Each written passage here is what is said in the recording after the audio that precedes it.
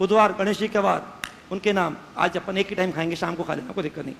एक काम करना, कोरा कागज लेना और उस पर आपने पहला जो आपने इससे जस्ट पहले माइनर टेस्ट दिया है, जो भी आपका 12 मई को था कि 5 मई को था, जो भी संडे था, उसमें उस पेपर का पोस्टमार्टम करना। थोड़ा शब्द ओछा है, क्यों बोल रहा हूं पोस्टमार्टम? ताकि कोई भी गलती पर्दे में ना रह जाए।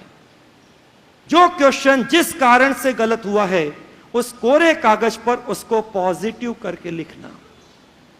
सबसे पहले अपने खास से डॉक्टर तो मान लो, तो ऊपर ऊपर उस कोरे कागज पे डॉक्टर लिखो, पहले द भी लिख दो, द, फिर डॉक्टर, क्योंकि यूनिक है ना इसलिए द, फिर डॉक्टर, फिर अपना नाम, और चाहो तो साथ में मेडिकल कॉलेज जो आपका एक ड्रीम है, जहां आपको अपना फाइनल घोंसला बनाना है, वो भी लिख दीजिए। अब वो मैं जो कह रहा हूं, जो गलती आपने करी, मान लो आपने क्वेश्चन को ढंग से नहीं पढ़ा और उससे आपकी सिली मिस्टेक हो गई, जबकि आपको मालूम हर क्वेश्चन का पहला स्टेप क्या होता है? पढ़ना। अगर ढंग से पढ़ने का ही तरीका नहीं होगा तो आगे सब कुछ समझना भी गलत, सोचना भी गलत, करना भी गलत और मार्कशीट भरना भी गलत, कुल मिलाकर नेगेटिव होना ही है। वहां तो एक नंबर और कट होना है। इसलिए क्वेश्चन को बस वहां पॉजिटिव करके लिखो, क्वेश्चन को हमेशा अंडरलाइन करके पढ़ना चाहिए, कोमा फुल स्टॉप का ध्यान रखना चाहिए, और बचपन का तरीका जो सिखाया ना पढ़ने का, उसको एडप्ट करना चाहिए। आपने ये कर लिया, लगभग आपका बहुत बड़ा तो सिली मिस्टेक वहीं खत्म हो गया। क्योंकि पहले स्टेप में हम जब राजधानी चलाते ढंग से नहीं पढ़ते हैं, आधा अधूरा पढ़ते हैं, तो वहीं गलती हो जाती है। मान लीजिए आपने आंसर आपको याद है लेकिन ऑब्जेक्टिव पैटर्न है, यहां पे जरूरी नहीं कि आपको जो आंसर याद हुई हो उससे भी अच्छा हो सकता है, उसके साथी भी हो सकते हैं।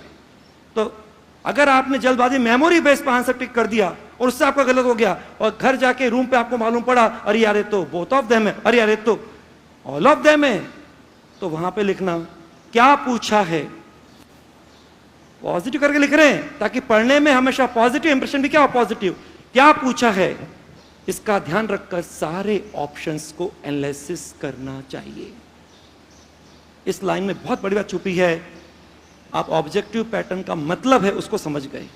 ऑब्जेक्टिव पैटर्न का मतलब जो ऑप्शंस हैं उनमें से आपको आंसर ढूंढना है। इसका मतलब मेमोरी बेस पर आंसर टिक नहीं करना है। उन सबको देखकर क्या पूछा है ध्यान रखकर आपको बेस्ट मोस्ट एप्रोप्रिएट आंसर क्या, उसको अपना आंसर बनाना है।